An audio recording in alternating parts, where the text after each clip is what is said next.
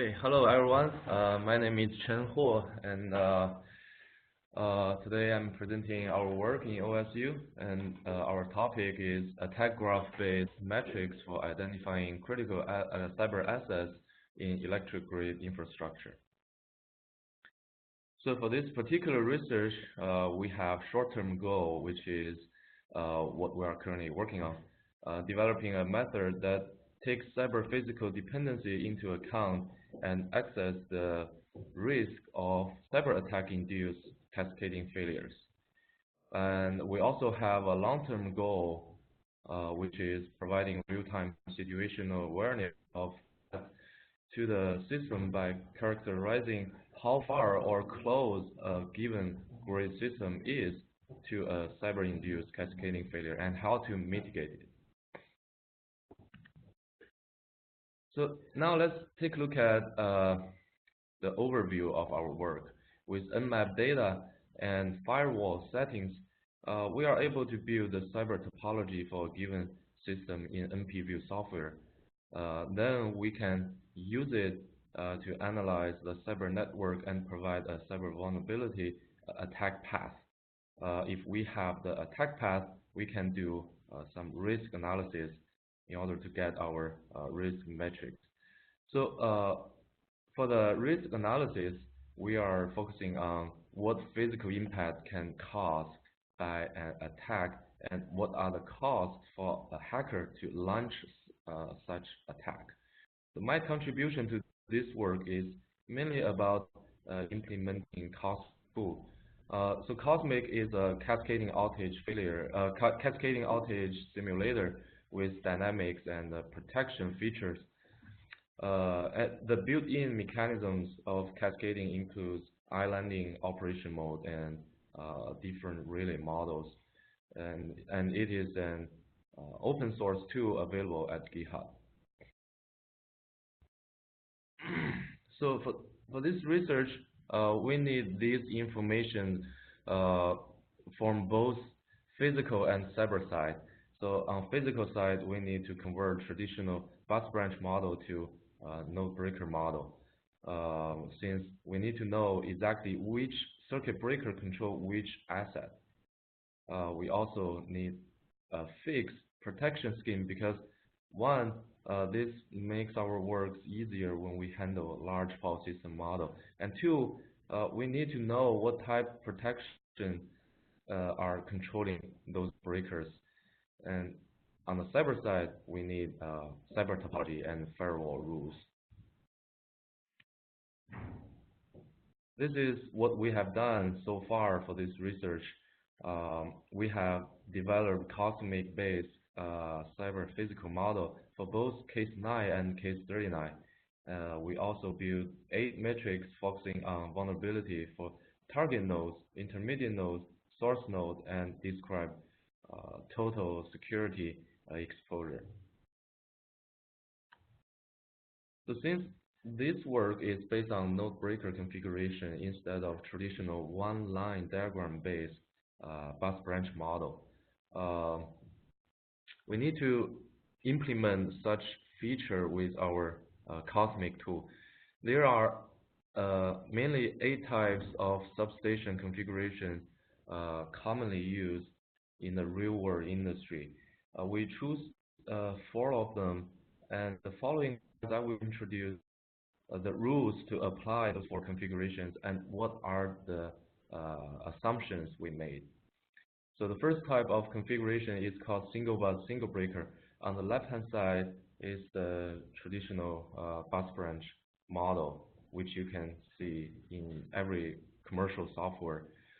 On the right-hand side is the visualization of our node breaker model. So in Cosmic, for those buses have only 2 connections, we apply single bus, single breaker configuration. The second type of configuration we applied is called ring bus. When there are 3 or 4 connections on the bus, we use this configuration since it provides a higher level of operational flexibility and reliability from physical side. The third type of configuration is called breaker and half. We apply such configuration when there are more than 4 connections on a bus. So this type of configuration has an even higher level of flexibility and reliability comparing with ring bus. The last type of configuration is called double bus double breaker. So if there is a generation unit on the bus, so no matter how many connections on it, well, we just apply such configuration since this is the most reliable arrangement. By implementing those rules and assumptions with our Cosmic tool, we actually create new columns for a given power system data structure, and those new columns can index which breaker is controlling which assets, like transmission line or loads or generator. By using case 9 as an example, so this is the traditional bus branch based case 9 model, which we are familiar with. So if we to visualize the no breaker model, the system will look like this.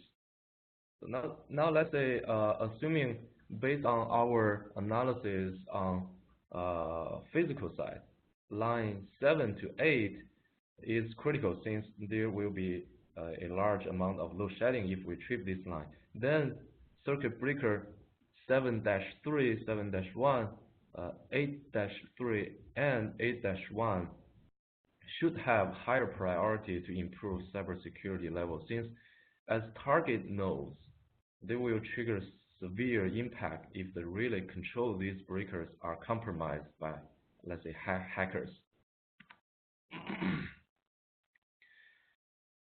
So on these slides, I'm showing the types of protection relays we use in Cosmic Simulator.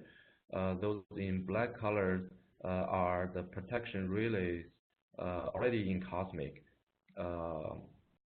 Currently, I'm working on differential protection and phase balance protection in Cosmic.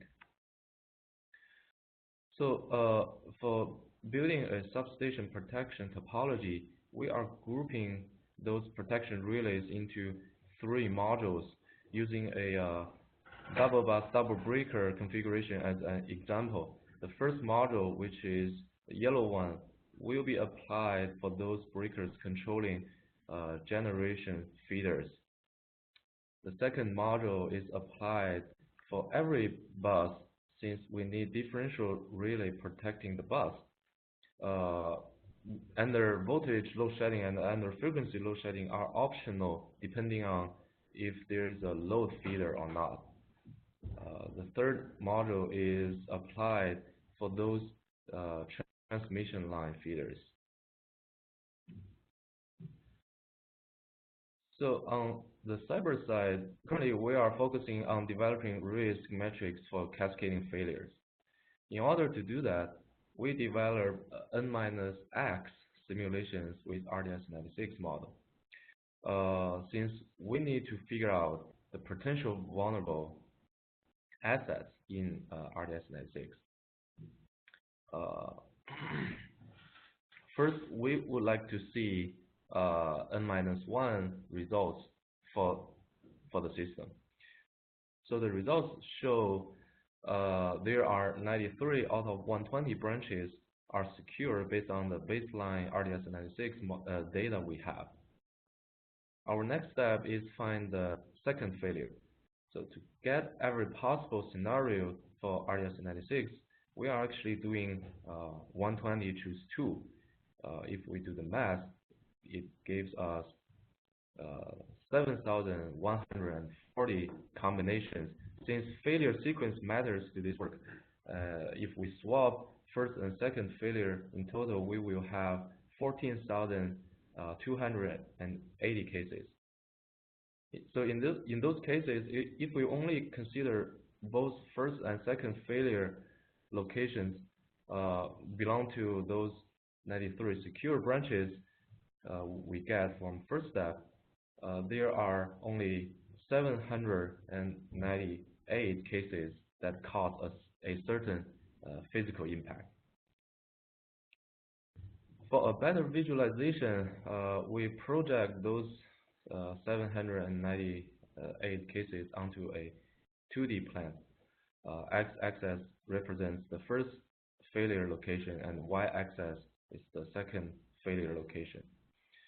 From this figure, we can find out some interesting location. For example, branch 11 and 100. If they are the first failure location, the system becomes vulnerable for many second failures or attacks. Additionally, if we consider branch 11 and 100 as second failure location, the system still becomes vulnerable with respect to many first failures or attacks. One thing must be pointed out is this figure is not symmetric. In other words, for example, branch 56 is critical as a first failure, but not quite true as a second failure location.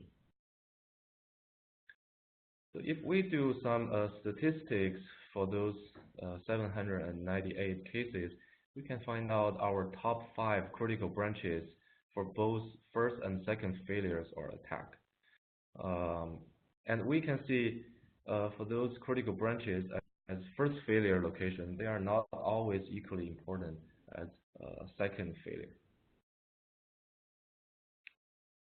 So currently, we are fixing our cyber topology data format for RDS96 model to interpret it with newer version of NPView software. And we will show the visualization of RDS96 model in the future. And we will use it with the results from a physical side to develop our top K actions to improve network security posture with respect to cascading failures. And we're also going to develop the cyber topology for Poland model, which contains about 2,800